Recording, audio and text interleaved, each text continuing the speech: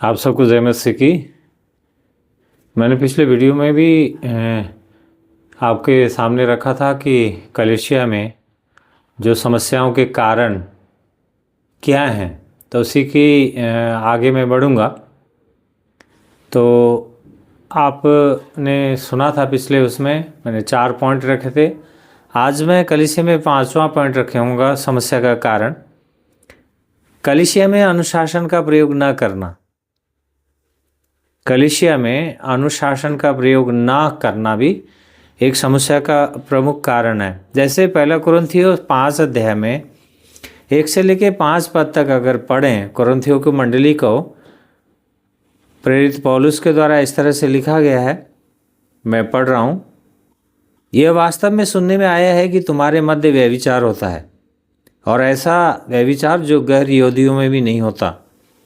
अर्थात एक मनुष्य अपने पिता की पत्नी को रखता है, पर तुम घमंड से फूल गए हो और तुम इसके बदले शोकित नहीं होते, जिससे कि ऐसा कार्य करने वाला तुम्हारे मध्य से निकाला जाता।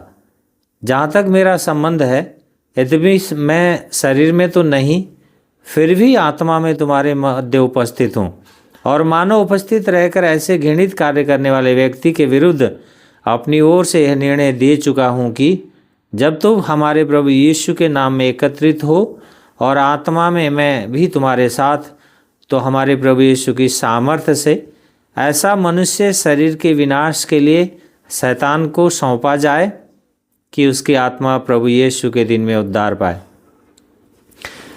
परमेश्वर अपने दास प्रेरित पौलुस के द्वारा ये बातें कह रहा है। कुरिन्थियों की मंडली में उस समय समस्या क्या था? कलीसिया के मध्य व्यभिचार हो रहा था। वो व्यभिचार भी भयानक व्यभिचार। कोई मनुष्य अपनी पिता की पत्नी को रखता हो, उसके साथ व्यभिचार करता हो, और वो व्यक्ति पश्चाताप नहीं करता, वो व्यक्ति शोकित नहीं होता, वो व्यक्ति पाप के प्रति गंभीर नहीं है। लेकिन फिर भी कलीसिया ने क्या किया? उसको डिसिप्लिन नहीं किया, उसके साथ अनुशासन नहीं किया। अगर ऐसा ही आज हमारे कलीसिया में है, कोई व्यक्ति पाप करता रहे और उस व्यक्ति को अनुशासित ना किया जाए, वो क्या करेगा? वो और घमंड से फूलेगा और उसके हृदय में पश्चाताप की बातें होगी नहीं, और क्या होगा? वो हृदय में और कठोर होता जाएगा और कलीसिया का उन्नति नहीं होगा। कलीसिया का क्या होगा उससे? कलीसिया में समस्याओं का कारणों में एक कारण ये भी है कि अनुशासन का ना होना। कोई भी व्यक्ति जो परमेश्वर की वचन के खिलाफ हो, परमेश्वर के वचन के विरुद्ध जीवन जीता हो और पाप में लिप्त हो, तो उसको अनुशासित करने में कभी भी कलीसिया को ढिलाई नहीं करनी चाहिए। चेहरे देख करके या किसी भी प्रकार से अनुशासित ना करे, ऐसा अगर करते हैं तो कलीसिया का एक बहुत बड़ी समस्या है, वो आत्मिक उन्नति नहीं कर सकता। 5वें पॉइंट हमने आपके पास बीच में रखा। तो नंबर 6, वचन के ठोस सिद्धांतों को सिखाने और अभ्यास करने में असफल होना। अगला समस्या क्या है? कलीसिया में वचन के ठोस सिद्धांतों को सिखाने और उन वचन के अनुसार जीवन जीने में अगर हम लोग असफल होते हैं तो क्या है? एक बहुत बड़ी एक समस्या है। आइए हम देखते हैं तीमोथी की पत्री में, 2 तीमोथी उसका 4 अध्याय में 1 से लेकर 5 पद हम आपके बीच में रखेंगे। परमेश्वर का दास प्रेरित पौलुस तीमोथी को लिख रहा है। परमेश्वर और मसीह यीशु को गवाह जानकर, जो जीवितों और मृतकों का न्याय करेगा, और उसके प्रकट होने तथा उसके राज्य के नाम में मैं तुझे आज्ञा देता हूँ कि वचन का प्रचार कर, समय और असमय तैयार रहे, बड़े धैर्य से शिक्षा देते हुए ताड़ना दे, डांट और समझा, क्योंकि समय आएगा जब वे खरी शिक्षा को सहन नहीं करेंगे, परंतु अपने कानों की खुजलाहट के कारण अपनी अभिलाषा के अनुसार ही अपने लिए बहुत से गुरु बटोर लेंगे, वे सत्य की ओर से अपने कानों को फेर लेंगे और कल्पित कथाओं में मन लगाएंगे। परंतु तू सब बातों में संयमी रह, कष्ट उठा, सुसमाचार का प्रचार का काम कर और अपनी सेवा पूरी कर। ये जो वचन एक जवान, एक अगुआ, एक जवान लीडर तिमोथी को पौलुस, एक वृद्ध पौलुस की ओर से एक निर्देश हैं। और निर्देश क्या हैं? कि वचन का प्रचार कर, समय और असमय तैयार रह, बड़े धैर्य से शिक्षा देते हुए ताड़ना दे, डांट और समझा। क्योंकि पौलुस के द्वारा यीशु मसीह हमारे लिए शिक्षा दे रहे हैं। क्या होगा? लोगों के बीच में वचन का प्रचार नहीं होगा, लोग तैयार नहीं होंगे, लोगों में धैर्यता से शिक्षा देना और ताड़ना देने की बात नहीं होगी। लोग कलीसिया में लोगों को डांट नहीं पाएंगे, समझा नहीं पाएंगे और खरी शिक्षा का प्रचार नहीं कर पाएंगे, और न तो कलीसिया में लोग खरी शिक्षा को सहन कर पाएंगे। क्योंकि वो तो अपने कान की खुजली मिटाने के लिए अपनी अभिलाषाओं के अनुसार उनके अपने प्रचारक और गुरु होंगे। उन्होंने सत्य से अपने कान को फेर लिया है, क्योंकि उनकी वो क्या सुन रहे हो? कथा और कल्पित कहानियों में उनका मन है। परंतु पौलुस कहता है तू इस सब बातों में संयमी रह, कष्ट उठा, सुसमाचार प्रचार का काम कर और अपनी सेवा पूरी कर। जब कलीसिया में एक ठोस सिद्धांत, वचन का एक ठोस सिद्धांत की शिक्षा सिखाने में कलीसिया विफल होती है और कलीसिया के लोग उस वचन के अनुसार जीवन जीते नहीं हैं, तो क्या होता है? कलीसिया विफल हो जाती है, कलीसिया की आत्मिक उन्नति नहीं होती। तब क्या होगा? कलीसियाओं में फिर समस्या है, कलीसिया की आत्मिक वृद्धि नहीं हो सकती। क्यों? क्योंकि वो लोग क्या कर रहे हैं? कल्पित कथा और कहानियों में मन लगा रहे हैं और झूठी शिक्षा और सिद्धांतों में उनका मन लग रहा है। वो अपनी कान की खुजली मिटाने के लिए अपने मन के अनुसार के उनके पास क्या है? प्रचारक को सुनने जा रहे हैं। परंतु परमेश्वर चाहता है क्या? परमेश्वर के दास, परमेश्वर के सेवक कैसे हों?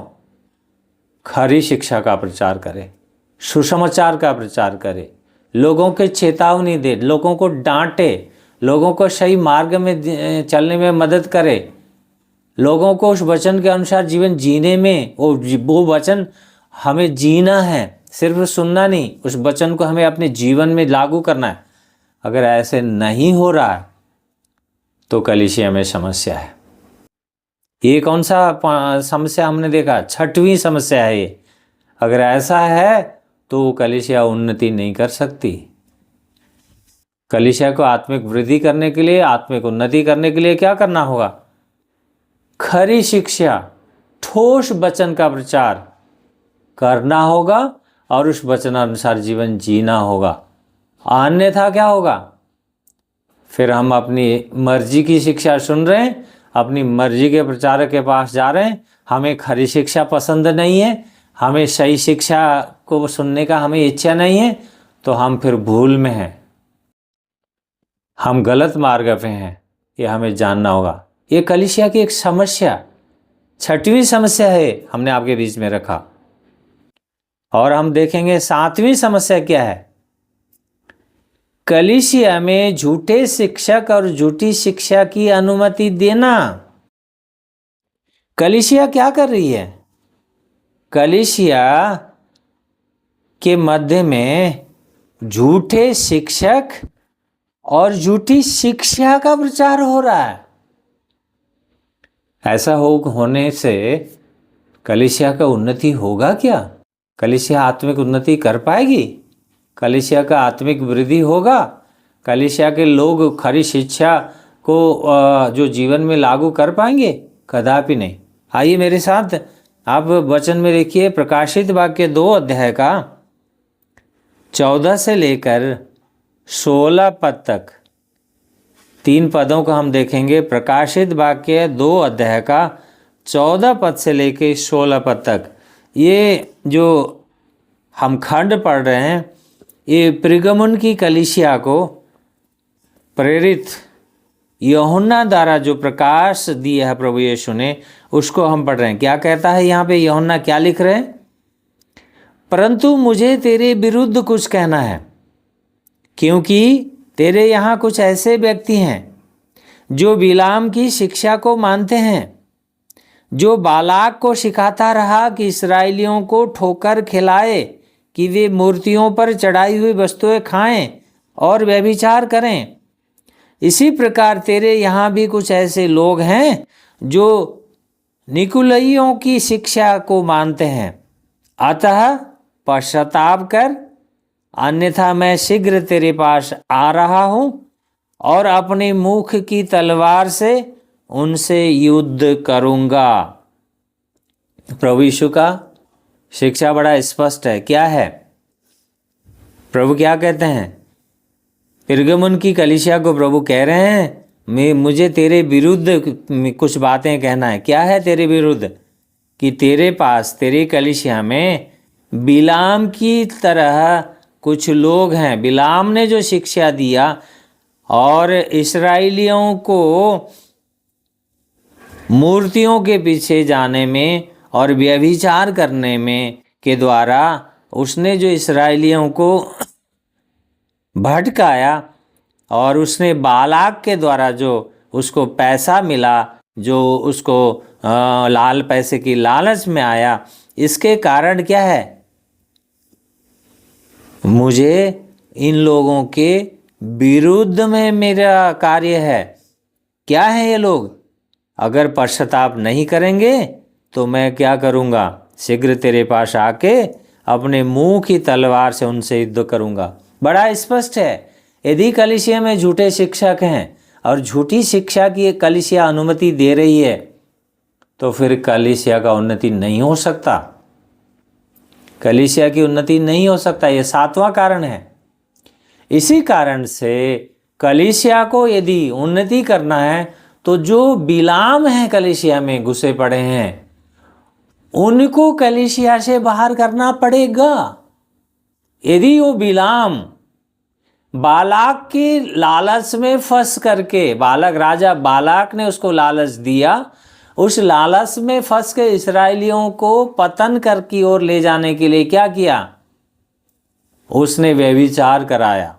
उसने मूर्तियों की पूजा की वस्तुओं से उनको खाने में बाध्य किया। उनको ऐसी शिक्षा दी, ऐसा एक मार्ग दिखाया, क्योंकि बिलाम सीधा इस्राएलियों को श्राप दे के श्राप दे नहीं पाया, तो उसने ऐसी टेढ़ी चाल सिखा दिया बालाक को, इस्राएलियों को पतन का कारण बनाया। इसीलिए हम बिलाम की परमेश्वर इस खंड में क्या कर रहा है? तुम्हारे कलीसिया में बिलाम की तरह शिक्षा देने वाले झूठे शिक्षक हैं। तुम्हें उन झूठे शिक्षक से और झूठी शिक्षा से पार पाना होगा। उन्हें कलीसिया से पृथक करना पड़ेगा। अगर नहीं करोगे, कलीसिया की उन्नति नहीं हो सकता, आत्मिक वृद्धि नहीं हो सकती। क्योंकि परमेश्वर क्या चाहता है? परमेश्वर कहता है कलीसिया के विरुद्ध अधोलोक के फाटक प्रबल नहीं होंगे। ये प्रभु यीशु की प्रतिज्ञा है। परंतु बिलाम जैसे लोग, झूठे शिक्षक, झूठे प्रचारक, झूठे लोग, झूठी शिक्षा को लेके उनका जीवन झूठा है, उनके वचन झूठे हैं, उनकी शिक्षा झूठी है। ऐसे लोगों को अगर कलीसिया में अनुमति दिया जाए, कलीसिया से उनको बाहर ना किया जाए, वो क्या सिखाएंगे लोगों को? झूठी बातें। जैसे पौलुस कहता है, मैं यीशु मसीह का अनुकरण करता हूं, तुम मेरा अनुकरण करो। क्या ये लोग कह पाएंगे? ऐसे झूठे लोग कह पाएंगे मैं यीशु मसीह का अनुकरण करता हूं, तुम मेरी अनुकरण करो? क्या इसमें हिम्मत है? नहीं, क्योंकि ये झूठे लोग हैं। ये बिलाम की शिक्षा को मान रहे हैं। अगर ऐसा है तो कलीसिया की ये बहुत बड़ी समस्या है। कलीसिया में ऐसे लोगों को क्या करना होगा? बाहर का रास्ता दिखाना पड़ेगा और उन झूठी शिक्षाओं को खत्म करना होगा। बाइबल में वापिस आना पड़ेगा, वचन में वापिस आना पड़ेगा। तभी क्या होगी? कलीसिया की आत्मिक वृद्धि दर हो सकती है, आत्मिक वृद्धि कर सकता है। ये हमने 7वां पॉइंट देखा। 8वां पॉइंट है समाज के इच्छाओं को पूरा करने के लिए वचन की सच्चाई से समझौता करना। क्या है? समाज के इच्छाओं को पूरा करने के लिए वचन की सच्चाइयों से समझौता करना। 2 कुरिन्थियों उसका 4 अध्याय का हम 1 और 2 पद को हम पढ़ेंगे। क्या है इसमें? इस तरह लिखा है, पौलुस प्रेरित कुरिन्थियों को मंडली को इस तरह लिखता है। क्या है? देखिए, इसलिए जब हम पर ऐसी दया हुई कि हमें यह सेवा मिली तो हम साहस नहीं खोते, परंतु हमने लज्जा के गुप्त कार्यों को त्याग दिया है और धूर्तता से नहीं चलते, न परमेश्वर के वचन में मिलावट करते हैं, परंतु सत्य को प्रकट करने के द्वारा हम परमेश्वर के सम्मुख प्रत्येक मनुष्य के विवेक में अपने आप को भला ठहराते हैं। देखिए, प्रेरित पौलुस यहाँ पे क्या लिख रहा है? हमें परमेश्वर से जो सेवा मिली है, तो इस कारण जो हमें साहस है। कैसे साहस? कैसे है? क्योंकि हमने जो लज्जा के गुप्त कार्यों को उनको त्याग दिया है और हमारा जीवन धूर्तता में नहीं चलता। ना तो हमने वचन में मिलावट करना सीखा है, वचन में हम मिलावट नहीं करते। जैसा वचन खरा है वही खरी शिक्षा का हम प्रचार करते हैं। और क्या करते हैं? सत्य को प्रकट करने के द्वारा परमेश्वर के सम्मुख प्रत्येक मनुष्य के विवेक में अपने आप को भला ठहराते हैं। परमेश्वर के सत्य को प्रकट करने के द्वारा यदि हम संसार, हमारे समाज और उनकी इच्छा को पूरा करने के लिए अगर हम परमेश्वर की वचन की सच्चाई के साथ समझौता करते हैं तो क्या हुआ? परमेश्वर की कलीसिया की उन्नति नहीं हो सकती। पौलुस क्या लिख रहा है? हमने निर्लज्जता की, लज्जा की गुप्त कार्य को त्याग दिया, धूर्तता के काम अनुसार नहीं चलते, न तो परमेश्वर के वचन में मिलावट करते हैं। आज वही कार्य कलीसिया में चाहिए। कलीसिया के सेवक, कलीसिया के दास, कलीसिया के प्रचारक, कलीसिया के पास्टर, कलीसिया के एल्डर, कलीसिया के बिशप, जो भी हों, क्या करें? अपने जीवन को, अपने चरित्र को, अपने चाल चलन को शुद्ध करें, वचन के अनुसार परमेश्वर के भय में लज्जापूर्ण कार्य को त्यागें, अपने जीवन को सही करें। न तो परमेश्वर के वचन में किसी प्रकार का मिलावट करें। जो खरी शिक्षा है, खरी शिक्षा को प्रचार करें। चाहे 2 लोग हों, चाहे 2000 लोग हों, इससे फर्क नहीं पड़ता। लेकिन फर्क ये पड़ता है कि कलीसिया में कौन सी शिक्षा को प्रचार कर रहे हैं। क्या मिलावट करके? जो परमेश्वर ने 24 कैरेट का जो बीज दिया है बोने के लिए, जो वचन का बीज है, उस शुद्ध बीज को अगर न बो करके आप और हम उस बीज में मिलावट करके उस बीज को बोएं तो बीज देने वाला आपको और हमें बख्शेगा? कदापि नहीं। इस कारण क्या चाहिए? समझौता करना छोड़ दें। समझौता नहीं हो सकता, कंप्रोमाइज नहीं हो सकता। इसी कारण क्या करना चाहिए? परमेश्वर के सत्य के अनुसार जीवन जीना पड़ेगा। लोगों को उस जीवन जीने के लिए अगुवाई करनी पड़ेगी। यदि कलीसिया ऐसा नहीं करती तो कलीसिया की समस्या है। यदि कलीसिया में ये चीज़ें नहीं हो रही हैं तो कलीसिया भूल में है, कलीसिया को उन्नति नहीं हो सकता। क्योंकि कलीसिया अगर उन्नति चाहती है तो क्या करे? सच्चाई के साथ वापिस बाइबल में आए, अपने गुप्त लज्जा के काम को छोड़े, धूर्तता के काम को छोड़े, वचन में मिलावट करना छोड़े, असत्य का पालन करना छोड़े, और सबसे बड़ी बात कहूँ तो संसार से समझौता करना छोड़ दे। यीशु के पीछे चलना सीखे। हमने आपके बीच में रखा ये 8वीं समस्या, जो समझौता, सच्चाई के साथ समझौता नहीं कर सकता कलीसिया। जिस कलीसिया में सच्चाई के साथ समझौता हो रही है वो कलीसिया की बहुत बड़ी समस्या है, फिर आत्मिक उन्नति नहीं हो सकती। तो मैं आज आपके पास मैंने 4 पॉइंट रखे हैं, अभी और कई पॉइंट हैं, 25 पॉइंट हैं। मैं आपके पास धीरे धीरे बाकी पॉइंटों को भी लाऊंगा, रखूंगा। मुझे आशा है अवश्य आप मनन करेंगे, आप इन वचनों को सुनेंगे, फिर से बाइबल के इन रेफरेंसों को पढ़ेंगे, मनन करेंगे और खुद सुनेंगे और दूसरे के लिए भी सुनने में उत्साहित करेंगे। Thank you. जय मसीह की।